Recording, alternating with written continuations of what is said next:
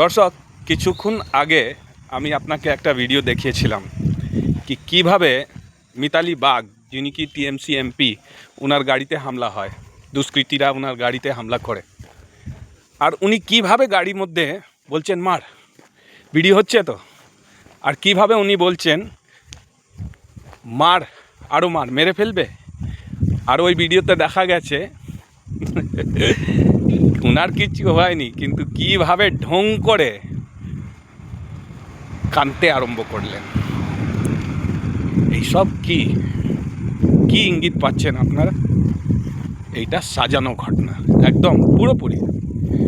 আরে ভাই, বিজেপি এই ধরনের রাজনীতি করে না, আর যারা এই ধরনের রাজনীতি করে তারাই এইসব ইউজ করে সিম্প্যাথি ভোট পাওয়ার জন্যে, বুঝেছেন? এদের 5 পয়সা সিম্প্যাথি দেখাবেন না, 5 পয়সার জন্য এদের সিম্প্যাথি দেখাবেন না। কেন? এরা কিন্তু বাংলার ভবিষ্যৎটা অন্ধকার করে রেখে দিয়েছে। আর কি বলবো, আপনার মতামত আমার কমেন্ট বক্সে জানাবেন, ভিডিওটা লাইক করবেন, চ্যানেলটা সাবস্ক্রাইব করবেন ভালো লাগলে, বন্ধুদেরকে, আর খারাপ লাগলে জয় শ্রীরাম।